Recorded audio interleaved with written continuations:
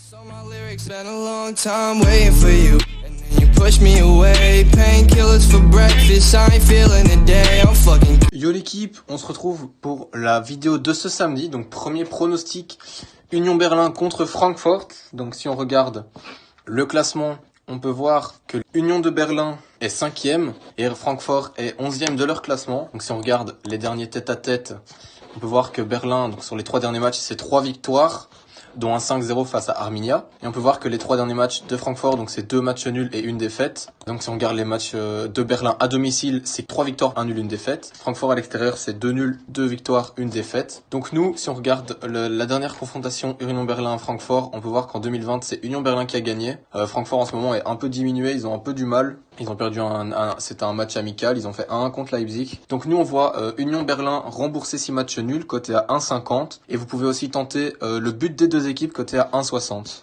Pour le deuxième match de la journée, donc on a Brighton contre Liverpool. Donc il faut faire attention à ce match. Liverpool est une équipe qui a des hauts, qui a des bas. Brighton est une équipe qui, quand il joue contre des grosses équipes, arrive à faire des beaux scores en général. Si on regarde les derniers tête-à-tête, on peut voir Liverpool a perdu 2-0 face à l'Atalanta. Donc ils étaient sous pression, Atalanta a su marquer le coup. Si on regarde Brighton, ils ont gagné 2-1 face à Aston Villa.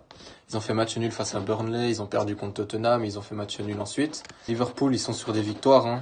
Donc si on regarde Liverpool, ils ont toujours battu Brighton depuis 2011. Donc nous, on voit victoire de Liverpool, côté à 1,64, mais faites attention à ce match. Ensuite, comme troisième match, on a tout simplement Manchester City face à Burnley. Donc si on regarde les dernières confrontations, donc on va d'abord regarder le classement. Donc on peut voir que Manchester City donc est 13e, pas ouf, pas ouf. Burnley est 17e, c'est encore moins bien. Donc si on regarde les derniers tête-à-tête, Manchester City, donc c'est 1-0 face à Olympiakos. Sinon, c'est une défaite face à Tottenham, c'est un match nul face à Liverpool. Ensuite, c'est des victoires. Et si on regarde Burnley, en revanche, c'est aussi une victoire, des matchs nuls, des défaites. Si on regarde les dernières confrontations entre les deux équipes, il faut remonter ici à avril de l'année dernière pour voir un 1-0 seulement de Manchester City. Donc vous pouvez jouer Manchester City, mais la cote est assez faible, 1,16, c'est pas ouf. Ou alors on vous propose le plus de 2,5 buts dans le match, coté à 1,44. Et nous voilà déjà au dernier match de la journée de samedi. Donc c'est USK face au FC Séville. Donc ici on va vous donner 2 pronostics. Donc si on regarde d'abord le classement, on peut voir que Séville est 7e de leur classement, de leur pool. USK dans leur classement est 19e.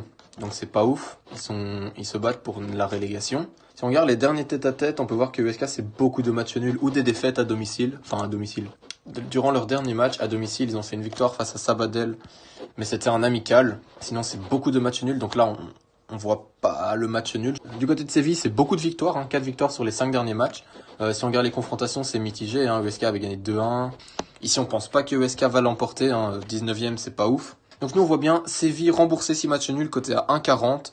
Et si vous voulez tenter Séville en sec pour une cote à 2, vous pouvez aussi. Merci d'avoir regardé la vidéo, ça fait toujours plaisir et à la prochaine.